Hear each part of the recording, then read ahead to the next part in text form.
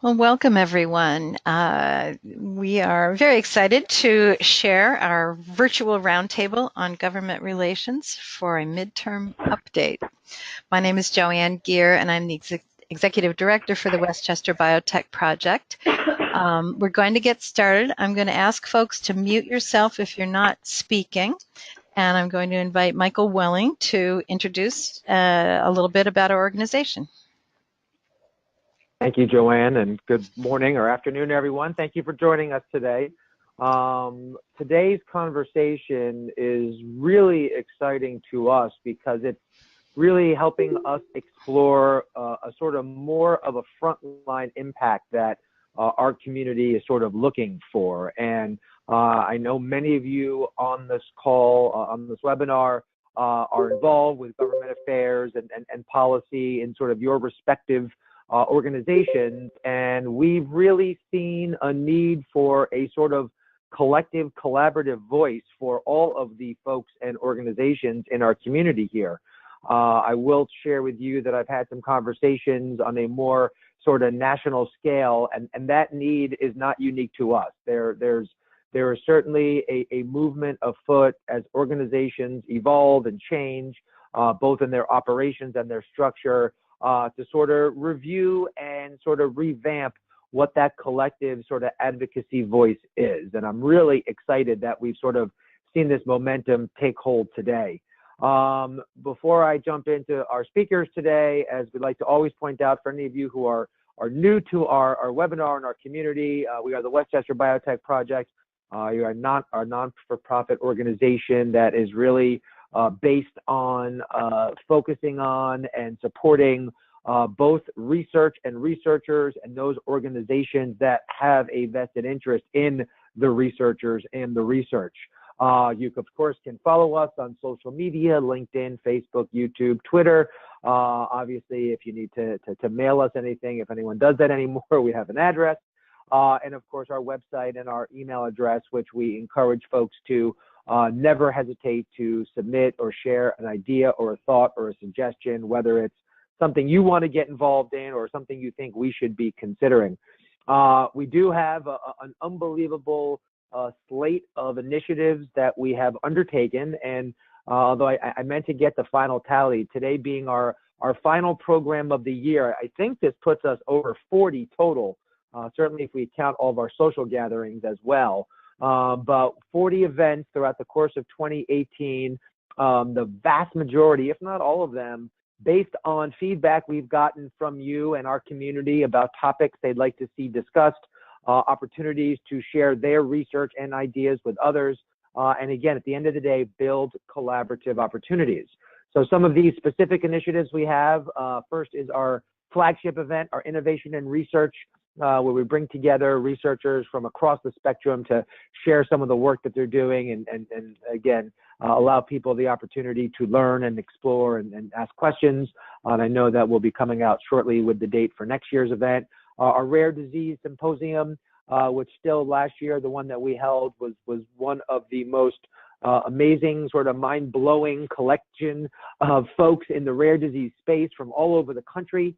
And it's just amazing the work that's being done there, and we are really committed to supporting those efforts in any way that we can. Through a partnership with our friends over at Burke Neurological Institute, we have a tauopathy colloquium we're working on as one of our core missions, which is supporting young scientists and researchers and helping them sustain their research path of a career. We have our My First Laboratory initiative, which is demonstrated by the Watch Your Step guy there. Our consortium on translational research in the microbiome, for those who don't know, microbiome being one of the sort of big areas of exploration going on right now, with a tremendous amount of opportunity for collaboration. And of course, one of the things we're most excited about as we conclude this year is we have just formally signed our MOU to launch our sister city program, which is Westchester Biotech Project Europe, with our partner Philippe Salfati over in Nice, France.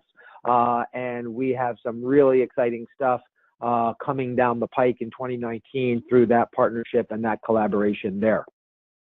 As always, none of this is possible without the love and support and resources contributed by our partners and our community partners, really getting too numerous to sort of mention all of them today. But of course, the Westchester County government, the Westchester County Association, Skankska, Harrison Edwards, PR and strategic communications firm.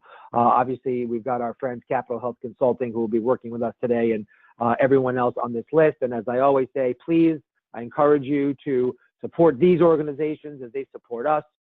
If there's anything we can do to make introductions or help create opportunities with any of these folks, again, please do not hesitate to reach out. It's sort of the lifeblood of what we do here. So I think our next slide is, yes, introducing today. So I am really excited to introduce sort of our keynote speaker, or at least our kicking off speaker, someone who I've known for a while. I have worked with in a nonprofit board capacity. I am a personal fan as well. And we are really lucky to have Lisa Wickens-Alteri part of our community and leading this conversation. Lisa is the president and founder of Capital Health Consulting, which is a firm up in Albany specializing in healthcare consulting, advocacy, lobbying, and she brings a lot of really unique perspective and expertise to our community and what we're trying to do. And I know for those of you who have not met her, get your seatbelt on, hold on tight. It's going to be a fun ride, but it is my honor and pleasure to turn this over to Lisa. Lisa, you want to take it away? Might be on mute. Sorry, Lisa, I muted you a moment ago. I'm going to wake it back up. Oh. Bear with me. Here we go.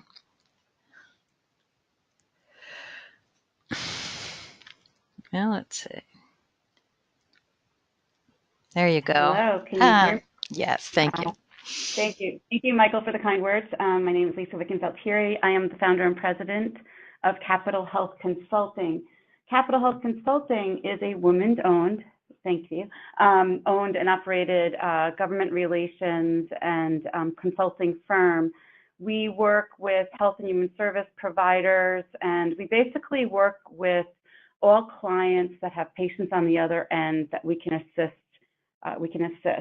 We combined have more than 100 years of government service ourselves in the firm.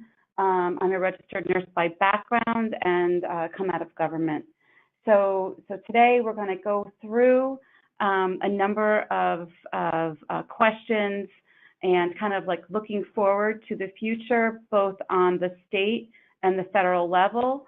We're going to start with the state, but I'm going to turn this over to my partner, who is Matt McLarnon from Capital Health Consulting. Matt? Good morning, everyone. So I will be running you through the elections in New York State and sort of what we're looking at in 2019. Starting with the lower house in the New York State Legislature, the Assembly, there was not a whole lot that really changed here. Historically, the Democrats have controlled the chamber, and you can see from the numbers on the slide, nothing really has changed. They maintain a supermajority, which gives them full power of, pretty much passing whatever they want, and don't really have much. To give you an idea, the net gain overall in the Assembly was 1 to the Democrats. Looking at that House, what they've been doing over the past years and what's going to be changing in 2019, and we'll get into why, is that the Assembly has been the House of the people. They've been passing progressive legislation for a number of years, including things as single-payer, rent regulations, and so on. So pretty much in New York State, sort of the progressive ideals that you hear coming out of New York City have been really at the forefront of the Assembly. But going into 2019, there's been a change in power. And that brings us to the New York State Senate. Previous to 2019, the Senate was looking at a 31-31 Democrat to Republican sort of allocation of membership, with one member of the Democratic Party giving the Republicans a outright majority named Simcha Felder. Well, the blue wave came to New York State and really hit Long Island, eliminating almost, I believe, 6 seats from the Republicans and turning them over to the Democrats. Throughout the rest of the state, you kind of saw much a little more of the same. There wasn't a whole lot of change in regards to Republican seats flipping to Democratic seats. In the city, you saw a couple primaries. For those of you located in the Westchester, New York City area, I'm sure that you were bombarded with, IDC, no independent Democratic conference. Looking at the setup now, with the Democrats in power, they've nominated and elected the first African-American woman to majority leader, Andrea Stewart Cousins. And she has a big plate to fill. The Senate Democrats have made one of their biggest priorities the single-payer healthcare system, and now being in power, that is much more of a reality than it has been in the past.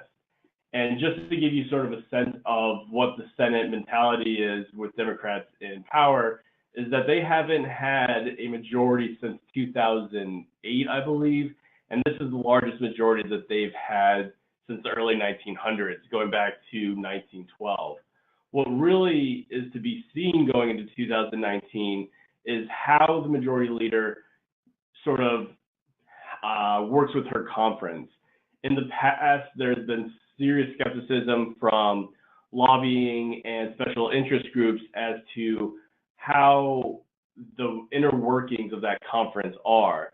There are a lot of big egos. In the past, they've seen themselves lose a majority by having members move from their party to the Republicans. Now, this is not likely to happen with such a large majority. You're not going to see a major shift of 18 members moving over, but what can happen is that interconference fighting will slow the agenda, and what the majority leader has to keep in mind is that her Long Island members live in marginal districts, which leaves them vulnerable to if a serious progressive agenda is sent forward, that they could easily see those seats disappear and go back to Republican hands within the next 2 years. That would be drastic, but that's kind of how the politics would work on the island. And that sort of kind of wraps up the overlook of what is being seen in New York State. And I'll pass it over to Andrew, and I'm sorry if I butcher your last name, Zebrak, who is the Executive Director of Public Policy, Therapeutic Areas, and Advocacy for Boehringer Ingelheim, and he'll speak towards to the federal level. Andrew? Okay, great. Thanks a lot, Matt. So just a few quick comments. As you mentioned, I work in government affairs at Boehringer Ingelheim, which is one of the 20 largest biopharmaceutical companies and we're, the U.S. headquarters is in Connecticut, which is really right neighboring Westchester, which is how I met Michael and Joanne, and I'm really pleased to be with you all. So I thought what I would cover is a little bit about the election results at the federal level, and then I'll comment on some of the implications for the biopharmaceutical industry. So just jumping over to the slides, and I'm sure you've all been following kind of the national elections. But the big news was that Democrats took control of the House essentially in a wave. The map can be a little deceptive because it's showing more of the geography, but if you go based on the population, which is what the House of Representatives is based on, the Democrats, they took control of the House. They gained probably about 40 seats. I think when this slide was put together, not all the races were officially called. And controlling the House gives the Democrats control of a lot of the key committees. A lot of people focus on the Speaker, which is Nancy Pelosi, but also controlling the committees with jurisdiction lets the Democrats set the agenda for what issues are going to be considered, what's going to be debated in committee and voted on. So it really gives them a much broader say than being in the minority party. And I'll comment a little more on that, as we get into some of the questions about specific issues. But why don't we move on to the next slide? And so the other piece of the elections was in the Senate, where in the Senate, unlike the House, it's 1/3 of the Senate seats are up for election. So in the House, it's every seat that's up for election. In the Senate, with 1/3 up, the way the numbers worked out is most of those seats were held by Democrats. So they stood to lose more in the elections. And it was a much tougher road for them to try to take back the Senate. And in the end, what happened was Republicans expanded their control of the Senate and picked up 2 more seats. So you can see in the various shades of red here, that shows what Republicans were able to pick up, and that offset some of the gains made by Democrats, and the net was an increase of 2 for the Republicans. And so having Congress split with Democrats controlling the House and Republicans controlling the Senate, in some ways is going to balance out and make it harder to get laws enacted. Generally speaking, a lot more happens at the state level versus federal. We always joke saying states are the kind of the laboratories, so to speak. A lot more gets tested and passed. It's a very different environment. States have to pass budgets. They tend to move legislation a lot faster. At the federal level, it's a lot more methodical. People call the Senate the deliberative body. So things tend to move more slowly. And I think in some cases that may be a good thing, because it'll hit pause and it won't let some potentially adverse legislation move through the process. But I just wanted to make some of these comments kind of as backdrop to some of the issues that we're going to get into. And really the last slide I'll cover goes over some of the key factors that you probably read about and heard about in the media that led to some of these changes in the Senate and House. So I just want to pull out for you all some of the key factors that really turned the elections. One of the statistics is that this was the largest turnout for a midterm election in about 100 years, with about 50% of eligible voters voting, which is a very high percentage in the US for a midterm election. I think that showed a lot of the kind of the passion and energy about this election. And really the Democratic gains were in a few key areas, but especially among women and in suburban districts. Democrats took suburbs in much higher percentages than they did in the last presidential election. And one of the other key factors is when voters were asked what were their main issues that helped drive their vote, healthcare was the #1 issue. It was the #1 issue overall for Democrats. It was lower for Republicans, but it netted out to be the leading issue influencing voters. And then I listed the kind of the second and third issues, which were immigration and the economy. But this ties back to the biopharmaceutical industry, because a lot of the Democratic gains were made as a campaign talking about high drug prices and other healthcare issues. And we'll turn to that in a bit, but I thought this would be a good backdrop as we were setting up the discussion.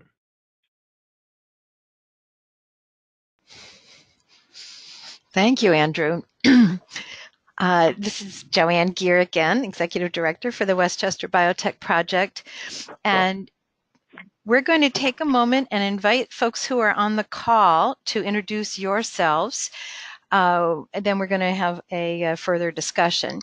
And I'm going to first invite Karl Schmieder to talk about New Bio City.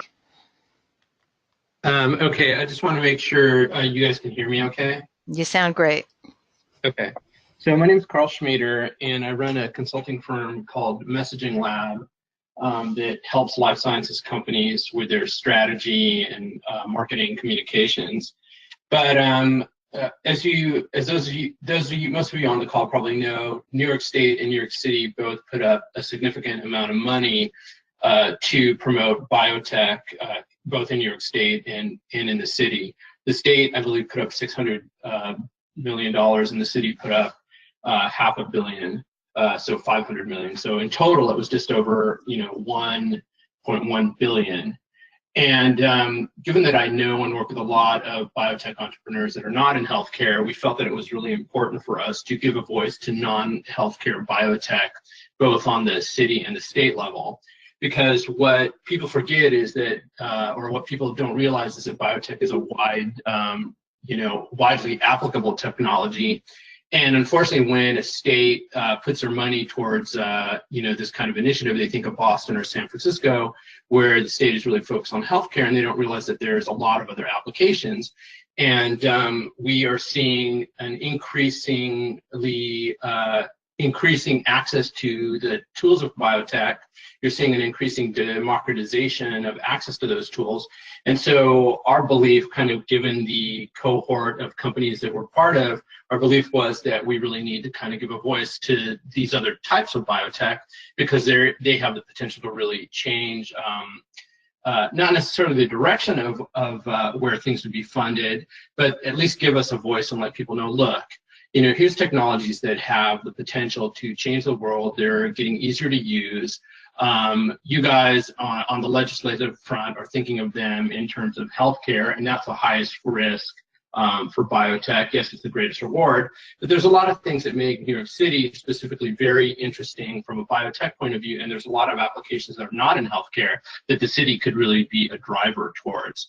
So we started the organization just over a year ago, when the city put out an RFEI for companies that were interested in applying for the money that they were putting up. The first tranche was $100 million, and we saw that as mostly being, tax credits, maybe a little bit of investment. And we engaged the city, letting them know that what the city wanted to do was create a hub for biotech. And if you live in New York City or you've been here for a while, you know that most people in New York City don't even want to cross the street. So the idea of having a central hub for biotech is a little ridiculous, given that you've got academic centers all over the city, you've got incubators and accelerators all over the city, and one central hub is really never going to attract the entire community. And voices started to say, actually it might make more sense for us to have multiple hubs and just figure out digital ways that we can connect them all. And then our voice was, not only should you have these different hubs, but you should start to think about who are the other people that you need to engage, not just in the scientific community, but also in the greater New York City, New York State community, given that the tools are increasingly becoming democratized, it's more accessible, and you've got all these industries in New York City that can benefit from it. So, I don't mean to go on too long, but I just want to, just one other kind of closing idea. What I like to do is I like to talk to people about brewing and the microbrewing industry and how quickly that has grown and how it's multiplied all over the country. We all live within 10 miles of a microbrewery. I know that here in Brooklyn, I'm within a mile of 5, and those businesses wouldn't be thriving, wouldn't be interesting to people to start if there wasn't, kind of passion behind it. And that brewing infrastructure is the infrastructure for biotech, and not necessarily medical biotech, but the kind of biotech that it can impact waste disposal, biofabrication, material science, the fashion industry. And so that's kind of why we started New BioCity. And, I'm really happy to be here. I'm really happy to help you guys in any way that I can. Thanks, Joanne. Thank you, Karl. We have a really great group of people online now, and I'm just going to call those whose names I see, and then I'll ask for folks whose names I don't see. Let's see. Tiffany, would you like to introduce yourself? And if you have any comments or questions on what's already been addressed? Let's see. You might need to unmute yourself. Did I mute? Oops. I'm going to... Tiffany, I think you're muted. Can you unmute yourself and say hello? Okay, no worries. We can come back. Chris Crane, would you like to say hello? I know some people so Tiffany says she's online, but she doesn't have a microphone. Thank you. Welcome, Tiffany. Glad you could be with us. Feel free to chat anything you'd like to say about yourself. And I thought I had Chris Crane. Where are you? Hey, Chris. I think you are muted. Can you unmute yourself? Hi. Okay, this is working well. Let's see. Craig Andrews, are you still with us? So I'm coming. I got a bunch of people without microphones. Well, we appreciate you joining us. All right. Let's see. Andrea Ruggiero, are you there? And can you I'm just unmuting you, Andrea. Hi, good morning, or good afternoon. It's Andrea Ruggiero. I'm the Vice President of Community Health for the Open Door Family Medical Center. A really lively, wonderful conversation, so I'm happy to be at the table. Tell us a little bit more about your organization. So we are a federally qualified health center. We, do a lot of comprehensive primary care, and some of the great work that's being done by some of the programs that I'm working on are specifically around the social determinants of health and helping to address those social determinants of health. So, I'm one of the big programs that we're just rolling out right now is a grant through the National Institutes of Health, the grant being called All of Us. And so as we're putting together this program that specifically focuses on getting a diverse representation of genetics and having accurate representation in medicine, specifically around precision medicine, this group is obviously a wealth of knowledge and expertise. So I'm looking forward to kind of bouncing ideas off of everyone and seeing, where we go from here. Thank you, Andrea. Yeah, I'm excited about that too. I'm going to keep your line open. If it's quiet, I'll keep it open. And let's see. So there are a couple of people whose names I don't see. So if I haven't called on you, if you'd like to introduce yourself. No? Okay. Let's see. Is Aaron Josephson, are you available to say hello? Looks like you're muted. Can you unmute yourself and say hi?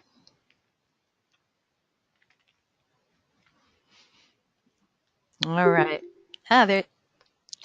Let's proceed then. Michael, would you like to, and any of you we haven't gotten a chance to introduce yourselves, if you'd like to join, you're welcome to go ahead and do that.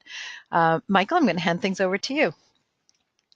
All right, thank you very much. And again, thank you all for joining us, even those we can't hear from. Please, I know Chris just posted a note that if you want to dial in from your phone, you can do that as well. And of course, feel free to post any questions or comments in the chat box, and we'll make sure to read those. And Chris, just keep an eye on that and let me know if there's anything we want to jump into. There's so many avenues and areas that I think we can delve into here. And I sort of want to start off by asking sort of our panel, and between Lisa, Matt, and Andrew, I think you guys all bring a different perspective, so you certainly can feel free to choose who responds or who wants to sort of take the question.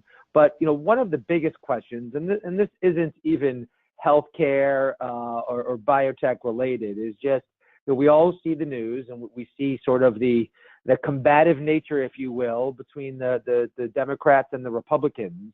And I'm just curious from your experiences, and I'm talking, let's start with New York, start from there, and just do our cousins. Do we see any topics or any areas of commonality that we think the Democrats and the Republicans can come together on with this sort of healthcare agenda and sort of make some improvements or make some changes that I would say, the frontline consumer might see the impact of?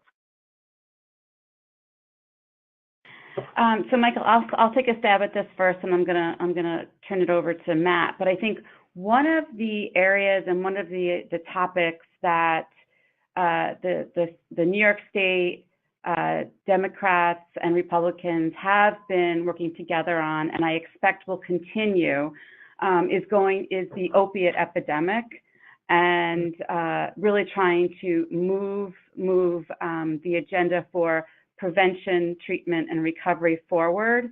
In addition, though, to that, I think we're starting to dive in deeper to other and more innovative options in dealing with this disease space, including behavioral health.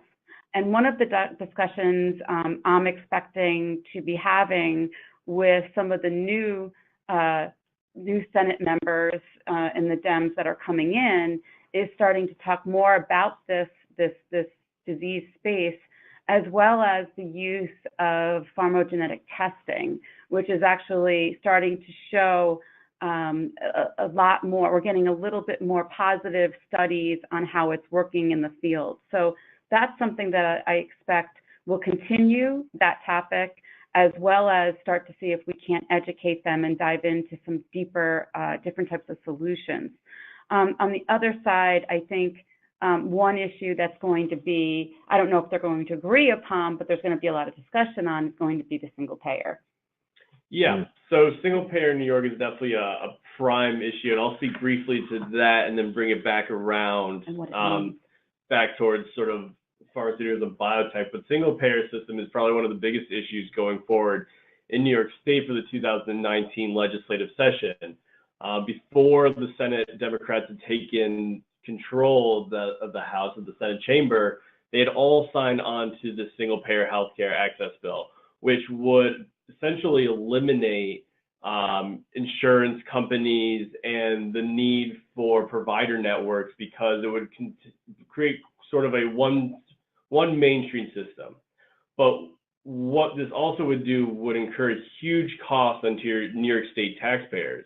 Rand Corporation did a study on it that came out with a grand total, I believe, of $159 billion, which would almost match the New York State budget that currently stands. The governor, seeing this, has sort of come out in opposition, saying that, you know, while I appreciate and support measures such as single payer, I think it'd be rather done on a federal level and come down. In the Assembly, this bill has, you know, been passed over the last 4 years, but that's because they knew at that time that it wouldn't pass the Republican Senate. And coming out of the Republican side, just to close out on the single payer issue, is that the Republicans in the Senate will have never supported such a measure due to the fiscal implications that it would have on the state and those living within it.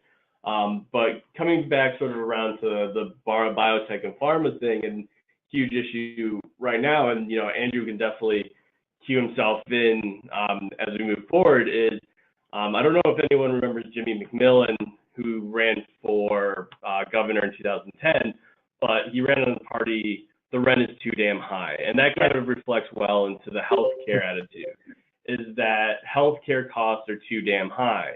And that's something that both Republicans and Democrats see, whether it's your healthcare premiums, your pharmaceutical costs, provider costs, what you're getting billed at when you go to see a doctor, if you go into an emergency room. You know, these are all things that are bipartisan issues for both Democrats and Senate. And for New York, something that, you know, I haven't seen it introduced yet, but would be for county governments to start to look north to Canada to start to import pharmaceuticals to address costs. And while that's, you know, a great option, it is technically illegal due to a federal statute. And I'll kind of let Andrew kind of chime in here about where you can see things going back and forth on the Republican Democrat side, because there are two houses that are split. You have the House that's Democrat, and you have the Senate that's Republican, while here in New York, we're Democrat all the way through this year in this legislative cycle. Yeah, thanks, Matt. I'll pick it up from there.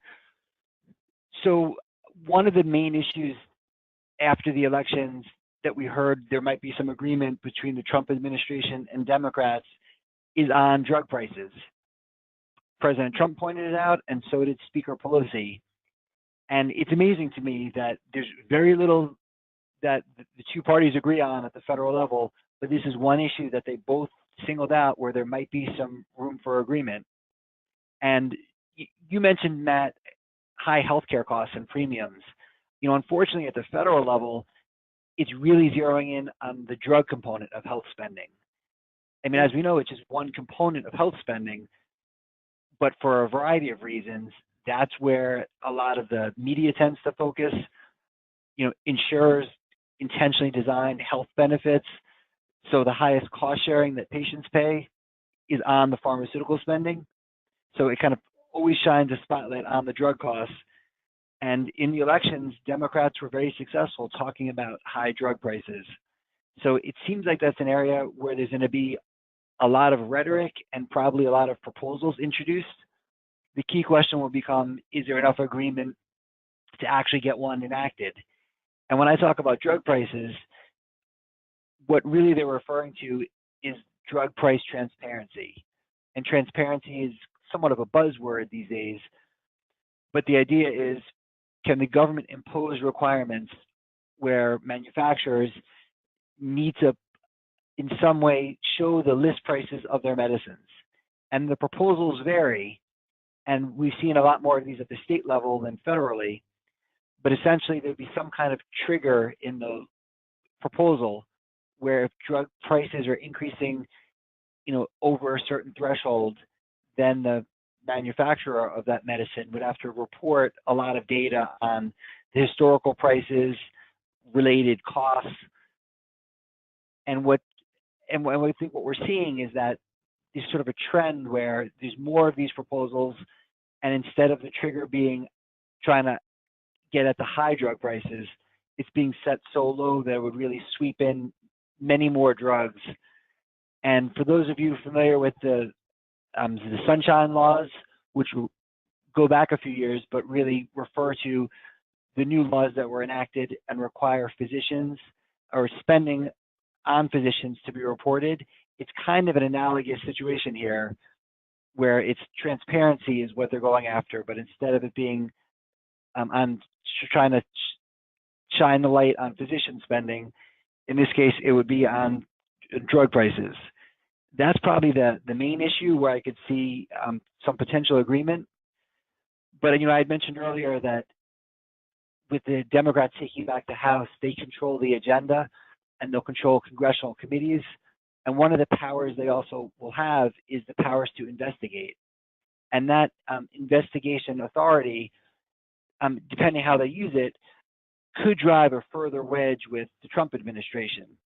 So, for example, if the House Democrats come out and start launching investigations into Russian influence in the elections or President Trump's tax returns or any kind of divisive issue, that might quickly put a wedge between their ability to work together on drug prices. And it's certainly going to be one of the issues that we look at as the new Congress comes into town in early January.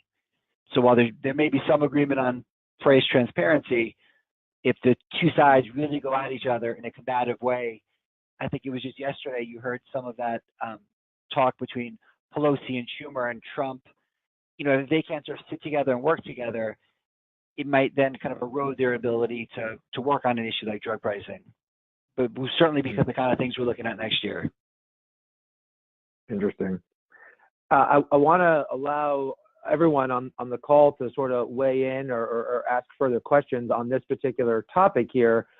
Specifically, I want to see if Andrea is still with us.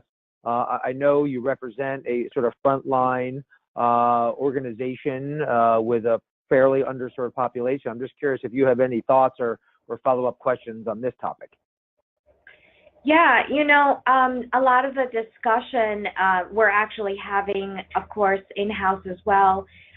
Luckily, our federal funds have not been affected because, community health and primary care tend to be one of those bipartisan types of discussions. We want to keep our patients healthy. So luckily, at the federal level, we haven't been as impacted, but we're definitely keeping an eye as far as New York State funds are concerned, because again, New York State could be affected through other avenues. And then of course, New York State funding could affect a federally qualified health center.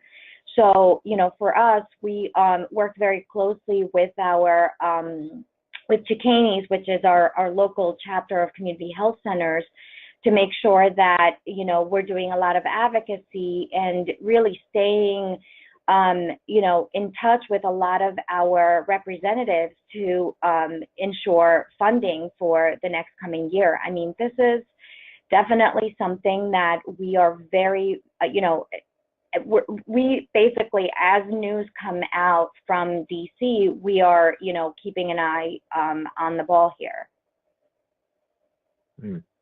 Interesting. Yep. Anyone else sort of comment, question, or want to sort of weigh in here on this sort of, right now we're, it's sad that we can probably count on one hand how many topics we could be hopeful that both sides will come together on. I know. I sort of want to move on. It's amazing. Michael, I'm moving, sorry. This is Joanne, and I actually have a question on just on the negotiation of drug pricing, and I just want to check something that I don't know how I know this, so I want to make sure it might still be true. But I'm asking, I'm going to direct this to Andrew. Is it true that sort of Medicare and Medicaid are not allowed to actually negotiate price with drug companies? Am I understanding that correctly, or what's the current situation? Yeah, so I mean, the short answer is generally yes. Where in Medicare, it's a government program, but it's really administered by private health plans. So the private health plans negotiate drug prices. So that's where there's a bit of a fallacy where sometimes you'll have one of the proposals that gets put out every year is this idea that the government should negotiate drug prices, which sort of insinuates that drug prices aren't being negotiated. They are, but it's just through private. It's not the government doing it. It's the private health plans, your Aetna and Cigna and your Blue Cross plan. They and their PBMs negotiate drug prices. So technically, you're correct. Medicare does not negotiate drug prices. It's the private plans that administer the Medicare benefit. Medicaid's a little bit different in that, Medicaid is a program generally for low income and other specific populations. And in that case, there's statute over how drug prices work in Medicaid, where there's an automatic discount that manufacturers have to offer for the sale of medicines in Medicaid. So that's more of a regulated price in Medicaid, whereas Medicare, like I mentioned, is operated by private health plans and it's negotiated by those health plans. But I think some of the confusion comes in. I mean, for one thing, we have an awfully complicated health system where depending on whether you have commercial insurance or if you're in a government program, you have different benefits and rules that apply. But then in the other, there's this notion that let's have the government negotiate drug prices, but it's sort of already being negotiated just by private health plans. Oh, thank you. I appreciate it. Oh, we had a simple health system. No, I mean, a lot of my role is constantly explaining to our leaders and to different groups we work with kind of how the health system works, because some people think we have a private health system, and it's about 50-50, that many of us have coverage through our employer, and that is private commercial coverage. But if you add up the Medicare program, the Medicaid program, kind of the public clinics and the 340B program, the veterans and the military program, those together is more of your government coverage, and that's about half of Americans get coverage that way versus about the other half through commercial coverage. So it gets awfully complicated just by the way our system's set up, compared to like European nations where it tends to be one single payer government run system. Interesting. Joanne, does that satisfy your Yes, curiosity? thank you very much. I appreciate it. No worries. I want to sort of shift the conversation a little bit, because I don't think we're certainly not going to solve all the ilks of sort of the frontline healthcare challenges, but sort of back upstream a little bit and talk about what these changes from these elections are going to have on the biotech industry. Sort of, and again, and Karl had referenced, biotech is such a there's so many definitions, and let's just, for the purposes of today, I say biotech meaning bio and science and technology, and anyone who's sort of part of the continuum of medical-based research and care, and how this shift is going to impact R&D, research and development, and again, maybe Andrew, you can talk about that, and Matt, maybe you can talk about sort of this whole movement of telehealth programs. Is there any change that we see that maybe we're not going to see the immediate impact tomorrow, but will allow organizations to move forward in areas that will positively impact the frontline patient care?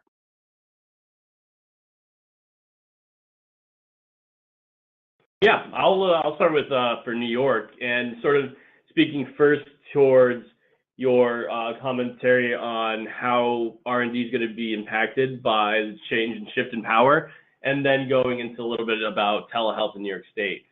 To start, New York State is, over the last couple of years towards the budget, the governor's office has made serious investments into the biotech industry, whether that be on Long Island. I know that $72 million was given last year to, I believe, Brookhaven National Laboratory in Stony Brook to create sort of a research corridor, or to an entire life science initiative, I believe that was made up of $650 million, that was sort of going towards different tax credits, et cetera. But, if we put the budget in its own little vacuum and go back to the legislature, we can start to look at what the impact is that shifting power from the Republican side to the Democrats in the Senate was going to have, almost not maybe, tomorrow, but looking down the road at a 1920 fiscal year. And one of those programs, which was highly successful, and I believe distributed about, let me just check my numbers, it was 47 grants totaling $2.5 million. And R&D that might be a little small, but it does have an impact for smaller businesses. So what that program was called Grants for Growth. And how it was funded was through a member item, or as a lot of people like to call pork, that was attached to John D. Francisco. And this was going to be impacted regardless, because John was going to be retiring whether the Republicans maintained the majority or not. But now he's been kind of hit with a double whammy. Now, Senator DeFrancisco has retired, and he's been replaced with another Republican, but unfortunately that Republican finds himself in the minority, and therefore does not have as much control of what funding is distributed towards projects in New York. So speaking directly towards biotech, I know in Syracuse there are a number of different companies, including Therapeutic, who in 2015 received a loan through this program.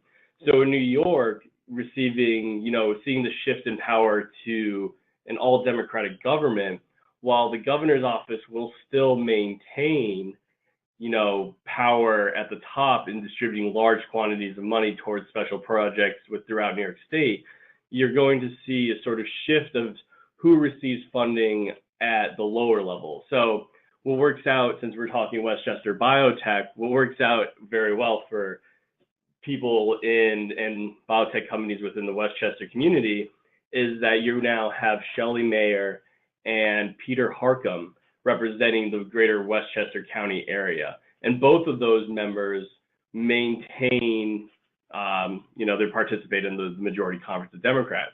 So that provides an opportunity for smaller biotech companies and even larger ones to sort of present their case to their legislators, and sort of lobby at a grassroots level to maybe they can convince one of these members to take over the Grants for Growth and continue the funding to help biotech businesses throughout New York State.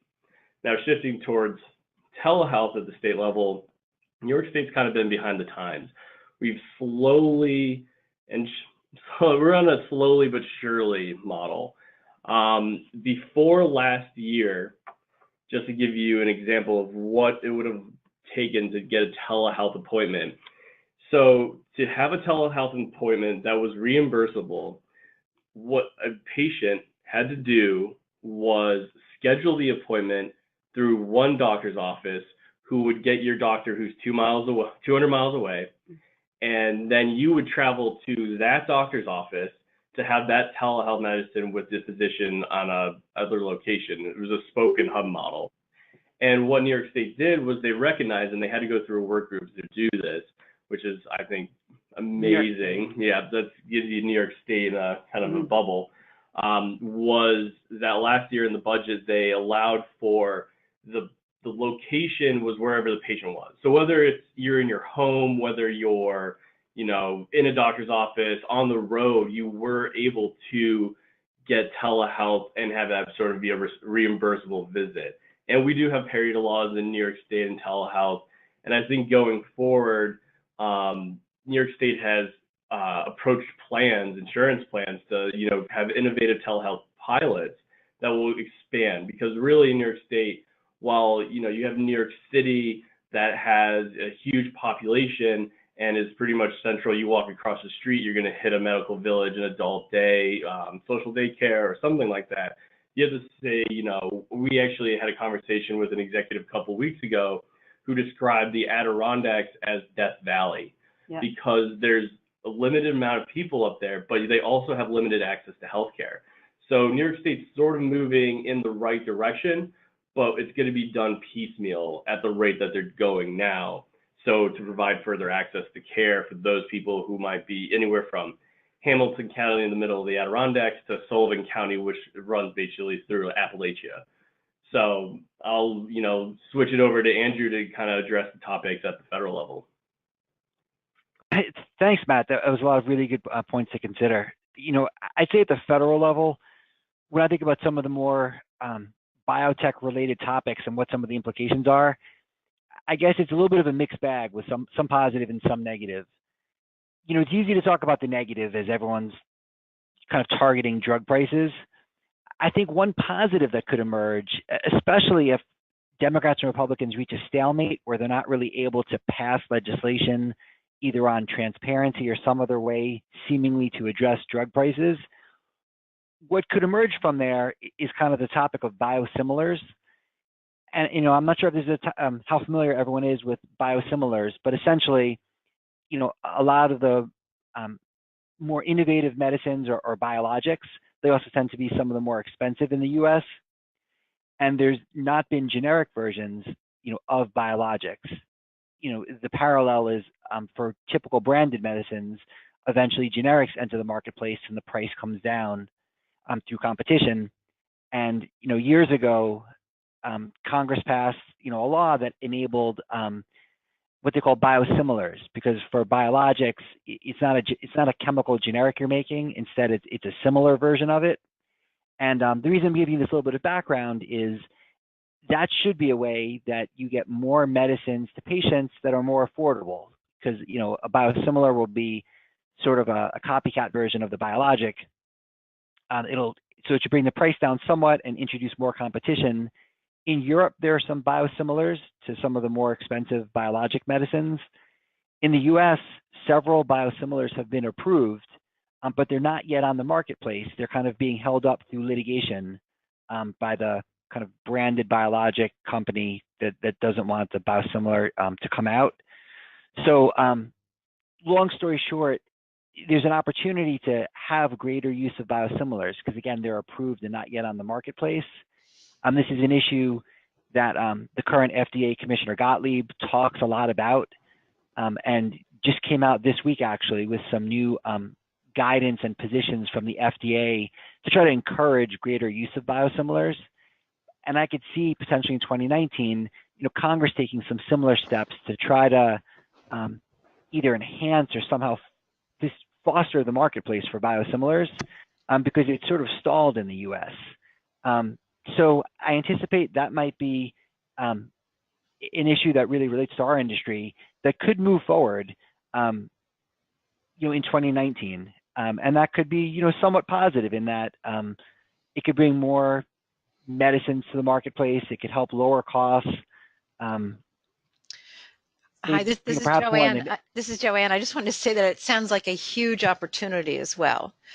And, we really think about the lives of researchers, engineers, data scientists, and, a lot of the old manufacturing, pill and liquid manufacturing facilities in the region have shut down.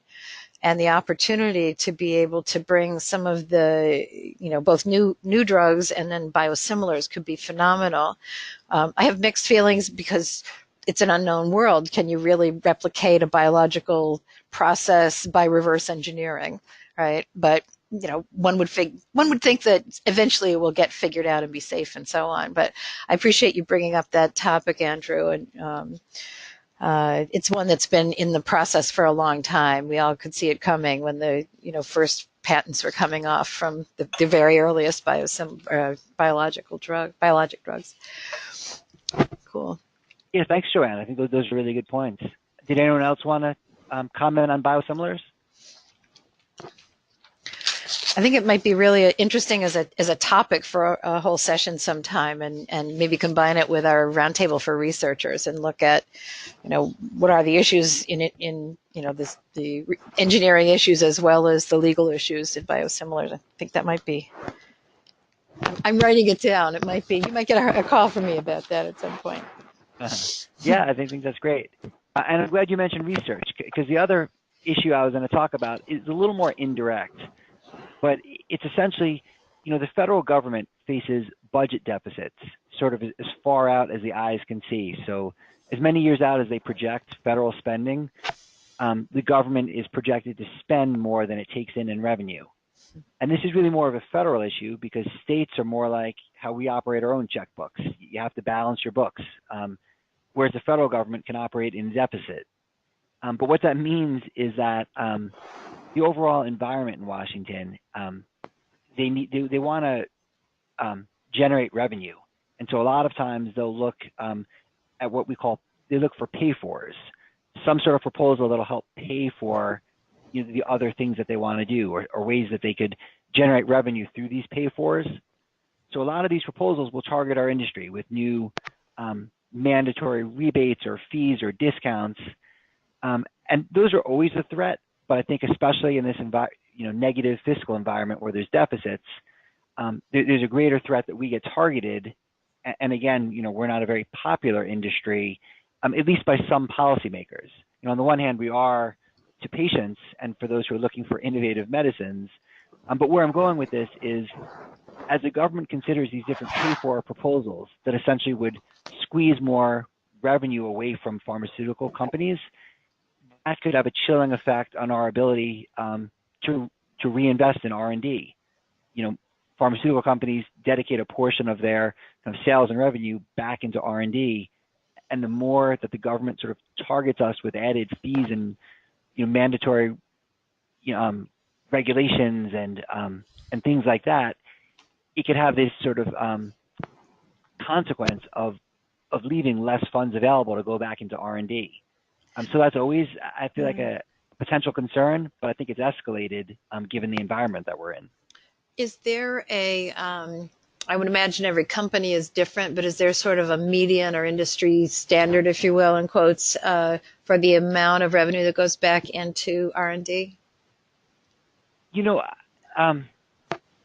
My company, Boehringer Ingelheim, we're members of two large national trade associations. Mm-hmm. One is pharma, which is about maybe the top 30 pharmaceutical companies. The other one's bio, which has many more sort of clinical stage companies that don't even have sort of products approved yet.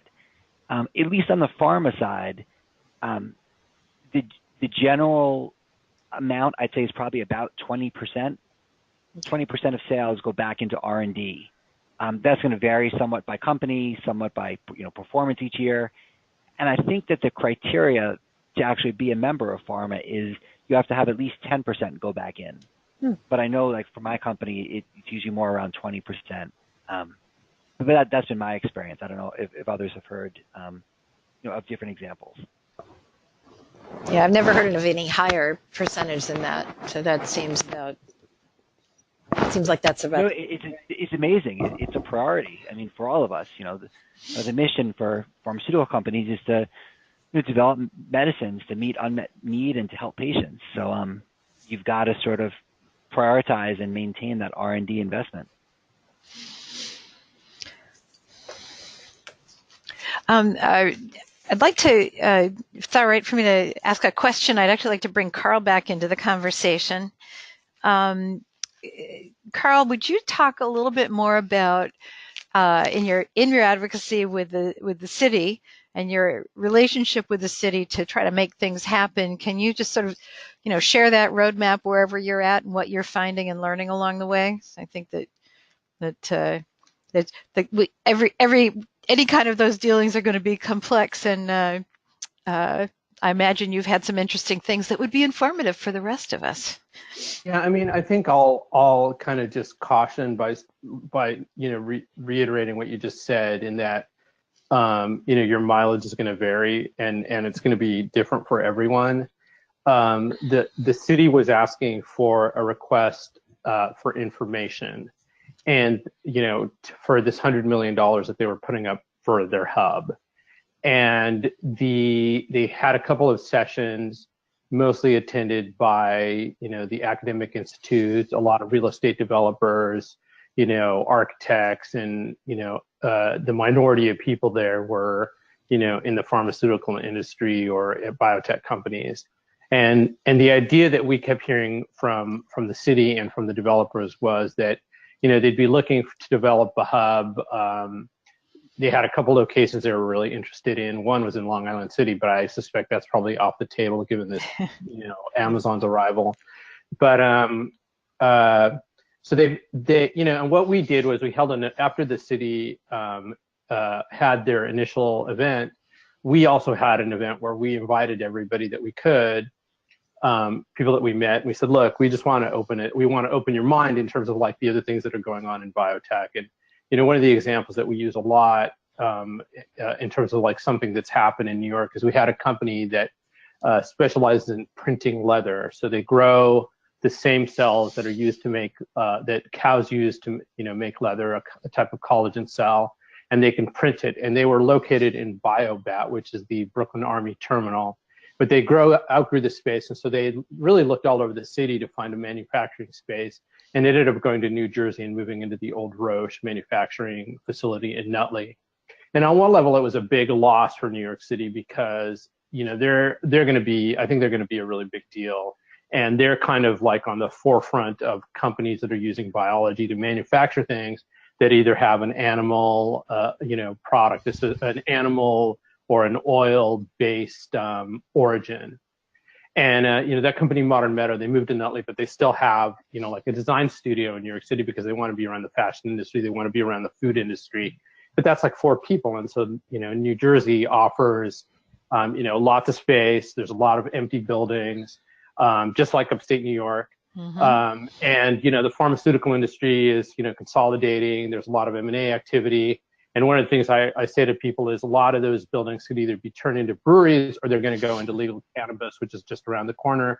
And last night, we had this farm bill passed. So you've got like this new, now hemp is legal again, hemp being marijuana's very low THC cousin, which has always had a lot of really good uses, but was made illegal at the same time marijuana was back in the 1930s. But so, New BioCity got a lot of interest from the people who were participating, and they kind of wanted to hear from us what we thought should be a part of the hub.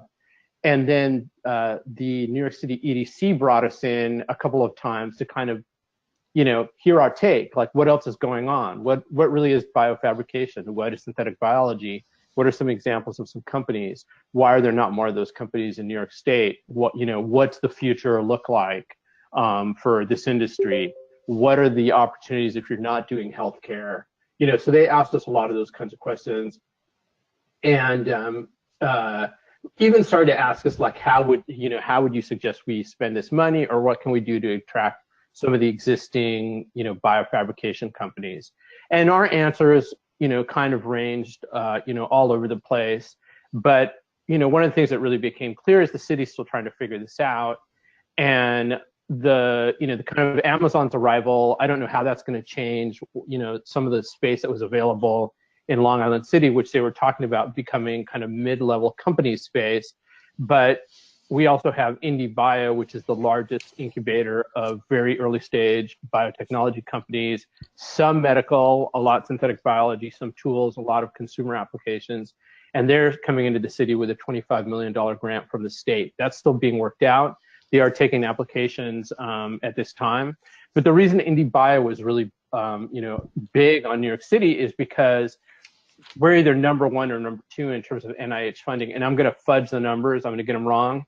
For every $1 of NIH funding that Boston gets, 50 cents of venture capital gets invested in new companies. In New York City, it's more like a nickel. If you know the numbers better than I do, just let me know. I always get them wrong. but it's just like this stark contrast in terms of like what happens in Boston with the ecosystem that's been built over the last 40 years, where, you know, you've got this virtuous cycle of, you know, companies going public, people making money, selling to drug companies, you know, executives that have a lot of experience, and you don't really have that in New York. So IndieBio saw that as an opportunity. So we're actually really excited that they're going to come on board sometime in 2019. And the people at EDC are also very excited about that, but it still doesn't solve this, you know, kind of space issue, this hub issue. And those are the kinds of things that we're talking to them about. I don't know if that answers your question. I feel like that was a little bit of a ramble. Well, that was fun. I like that. In fact, I actually, Michael, would you like to share with folks the development on our regional interaction with our government? No. Well, I mean that because it's the government, and I don't want to say. I'm not sure which particular area you're referring to. They are certainly the meeting that we participated in this week and the role they're asking us to take. You can just talk about the fun stuff. I'm gonna let you do it. Okay. Well, thanks, Michael. Thanks for asking. Well, I just wanted to share that. So we launched about a year and a half ago. And so in that process, we've been really, cultivating relationships across a very broad spectrum. And we were friendly with the previous county administration, and they hosted we have a roundtable on building the biotech cluster, which they hosted. And the gentleman who's on the phone right now, listening on computer, was instrumental in helping make that happen. Thank you, Chris. And last summer, Michael had a meeting with Bridget Gibbons, so there's a new administration as of a year ago, those of you who are not in the neighborhood. And last summer, Michael sat down with Bridget Gibbons, who's the economic development director, I believe, for the county. And that was set up by Carolyn Mandelker from Harrison Edwards. It's a PR and really interesting consulting company that has become one of our partners and is giving us support. And so there's a long story related to some potentially really big developments, but what they've asked us to do is to take a leadership role in looking at the entire biotech landscape, and I'm using biotech for, a big umbrella. Now we focus on researchers, engineers, and data scientists, so that it's the scientists and the people who are actually making things happen, as well as all of the supportive infrastructure and suppliers and other relationships that are relevant. And they've asked us to take a role in looking at the whole landscape, and there have been efforts made over the years to, build a brand for the region and so on. And so we're not the first ones to come up at bat, but we feel, and the feedback we've received is positive, that by focusing on the people who are, in the lab or, doing data science, that really have their hands in discovery and development, obviously they're the ones that are going to create the innovations that build the whole economy for the future. So I like it as I appreciate that we've been invited in, and that it's a really positive relationship. I haven't been involved with anything related to economic development in the past, so I'm pleasantly, I appreciate this conversation very much, and sort of looking at the broader landscape. But it's also been nice to make friends with our neighbors. How'd I do on that, Michael? Is that all right? No, that was good. And I will add, and of course, just having some end of year fun with you. Sorry. I will, and I'm not just saying this because Chris Crane's on the phone, but in a follow-up meeting yesterday, the Westchester County executive, George Latimer, came in and sort of shared what he believes and hopes may happen as sort of some of this conversation moves forward. So we certainly are of the opinion, both hoping, but also we have every reason to believe that there is not just support from the Westchester County government, but they're making an effort to try and take some action here. And one of the questions that I also sort of wanted to throw up, and it's a perfect segue. And maybe Karl, you can speak to this. Maybe Andrew, from a federal level, I'm not sure where, and I'm not even sure there's an answer to this. But in many of the conversations we have, and Joanne and I are in a unique position where our engagement and involvement kind of spans the whole, I call it the whole continuum, from, pure research to drug development to technology, to sort of back office patient care, right up to the front lines. And, we hear a lot about financial incentives that New York City has and that New York State has. And, it always seems like everyone talks about some of these numbers, but I don't really know anyone who's gotten any of this money. And one of the thoughts that I had, and certainly as this sort of group moves along, is what can we be doing, or what should we be doing as a community to not only encourage more funds to be available, but to maybe help make sure they get to the right people, or to the people for which we think that they have the most impact. And first, Karl, I just would let you talk about some of the New York City and state money that you've been involved in. Could you just talk a little bit about, were you part of kind of prompting that funding to be approved, or did you just sort of take advantage of it once it went through? Tell us a little bit about your insight there. Well, so we haven't gotten any of that funding, and we didn't really apply for it. We were just looking to be a voice, for any developers, so they would understand that, they would be limiting themselves if they only stuck to, healthcare, pharma, biotech. But what was interesting, and the way we see that funding going is really tax credits for developers. But something just came across my email box this morning, where they're looking, and it really looks like they're looking to fund a couple of positions now to help them really, kind of figure this out a little bit better. So I think they're looking, for advice. I'm always curious, where's the money really going to? And that's why I'm trying to always be friendly with the, economic development folks, because they seem to be the ones that are most close to it. But, again, with you guys and anybody, I'd love to hear who's gotten some money, where's it going, how they get it, that kind of stuff is super interesting to me. I think that might be one for Lisa. Yeah, so we've actually had the opportunity, not on the biotech world as much, but one of the things, we've done a lot of work with grants, but, especially this year, as we have a lot of new members coming into the Senate and into the legislature, really one of the things that I think I love to do is really, you need to educate the legislators and tell them, why should they be looking at putting money towards what it is that members, that folks are working on. They don't know. It's like completely out of their wheelhouse. And so it's really getting in front of them, talking to them, ideas about what an RFP could look like.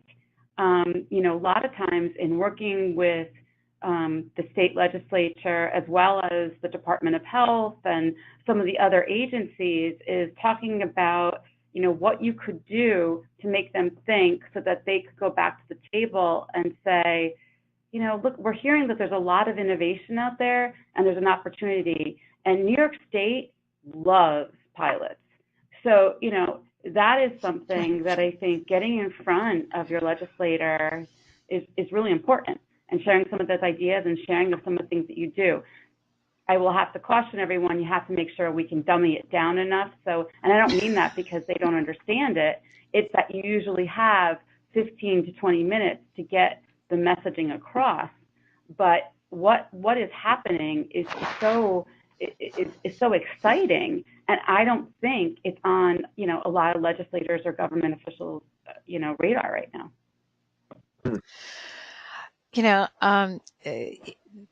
I want to make sure you've addressed the questions you want to, but I'd like to spend a little bit of our time together talking about some thoughts for upcoming programs. But was there anything more you wanted to dig into, Michael? No, I think we're good. Oh, great. So this is really, I love this conversation, and I so appreciate everyone coming together to share your experience and to, I picked up some great guidance here. And in today's program, I have a couple of ideas, and I'm just going to put it out to everybody here. We're a nice small group. I have got several, just a handful of thoughts about things that might be interesting to explore. They could be in a session like this. We'll be doing in-person programs. We'll be doing our Innovation and Research Conference, I believe, in March in at the Westchester Community College. So, and at that we'll invite all of our different roundtables to participate. So, there's lots of places these topics could come up, but I'm just going to mention some that occurred to me. I think biosimilars would be really, really interesting.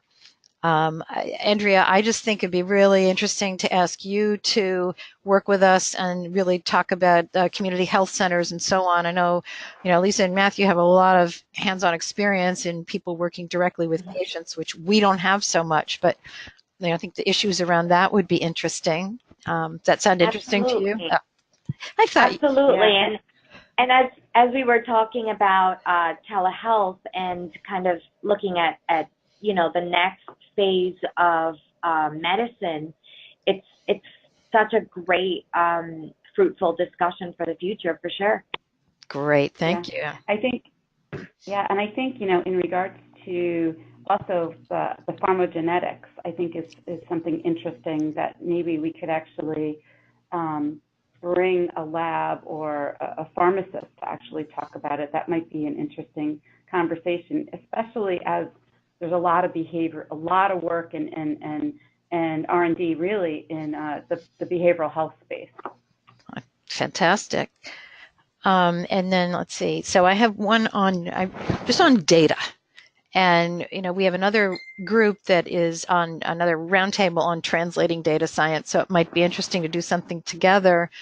The scientific opportunities on working with data related to our bodies, let's say, and, are phenomenal. And the challenges in dealing with, privacy issues and who owns the data and so on, all of that is really exciting. And we will actually be focusing on data ownership in one of the programs with them this spring. But I think that from we could pick a direction and we could, it could be tied to any of these other topics, but talking about, legal issues around data, I think would be interesting. And then the other is that, and I love what you said, Lisa, that New York State loves pilots.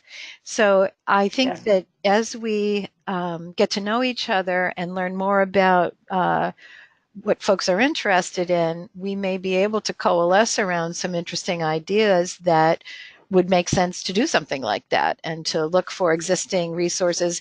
We've had conversations with our regional EDC people or economic development people from the state, and there's the mythical $650 million. Well, half of it's in benefits like tax benefits and so on, which is great. About half of it is cash, and it's spread across 30 different agencies.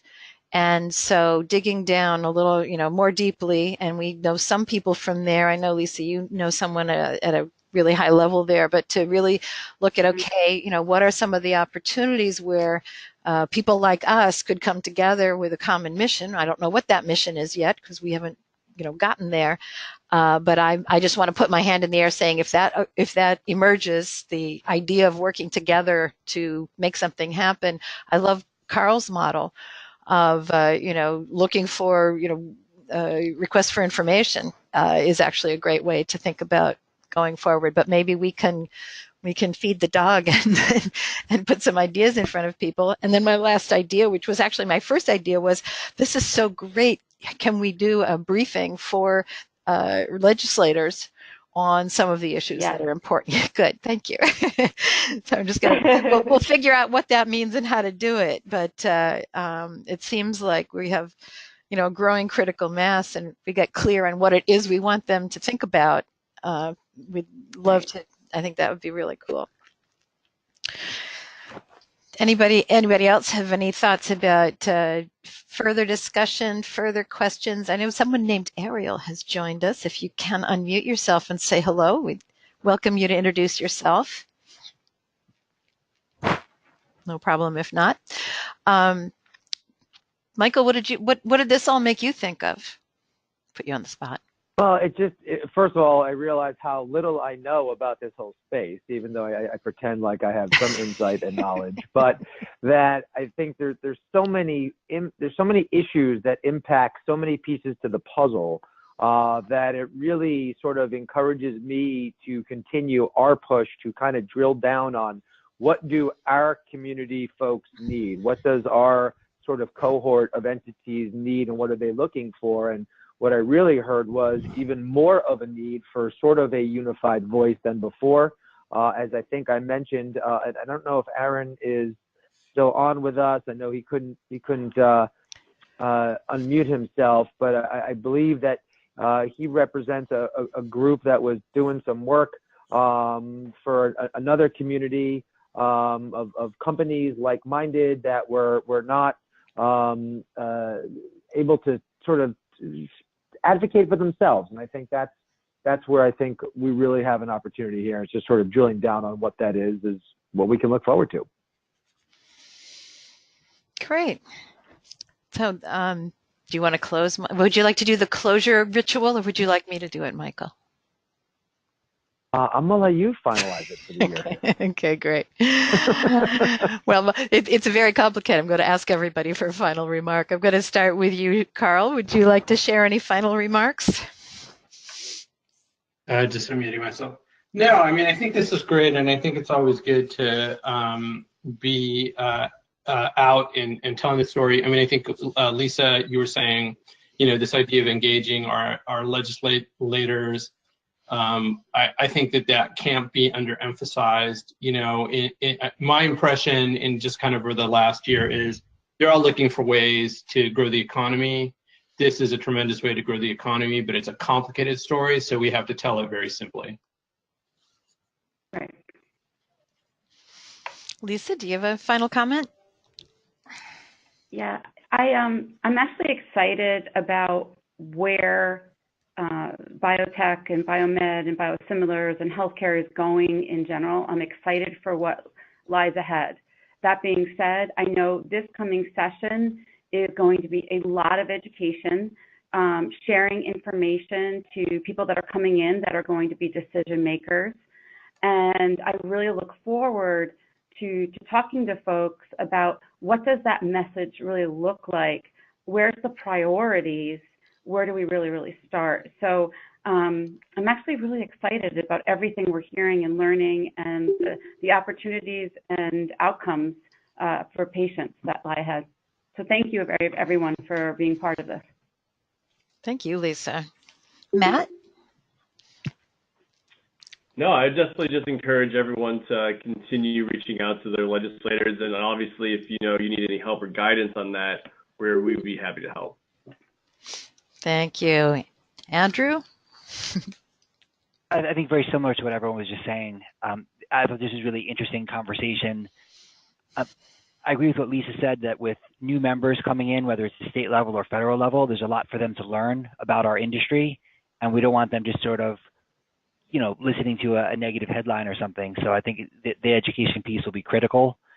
I don't mean to be doom and gloom as I describe some of the federal outlook, but there are some big challenges facing the industry. But I think where our opportunity is more in the personal connection.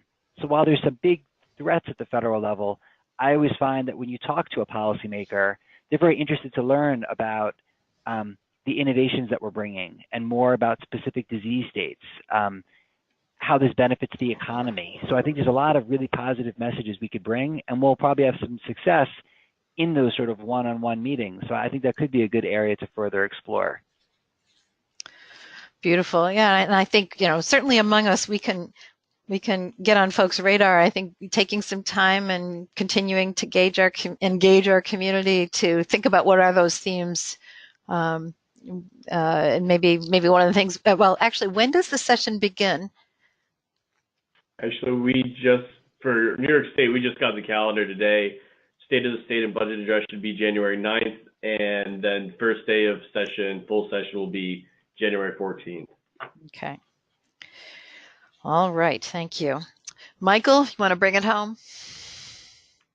Yes. Well, first, I just want to reiterate something that Matt said, that if there is anyone who has an issue or a challenge, certainly Lisa and Matt and their team are experts in the space, but I would also just be curious if there's something that maybe we can find affects a larger segment of the community, and maybe a joint or collective effort can be put forth there. But I want to thank our speakers, Lisa and Matt from Capital Health Consulting, and Andrew from Boehringer Ingelheim, obviously Karl Schmieder, a good friend to our organization, and everyone who participated today. And lastly, and certainly not least, my partner in crime, Joanne Geer, who just again has put together another fabulous agenda and program, and really is what is setting our efforts apart from many of those before us. And the last sort of thank you goes to Chris Kinzel, who you all get lots of emails from. I call him our caffeinated engine that could never stops and helps make it all happen. So thank you, everybody. Wishing you all and your families a happy and healthy holiday season. And we're already ramping up and looking forward to an exciting 2019. So thank you very much. Thanks, everybody. Thank you, Michael. Happy holidays.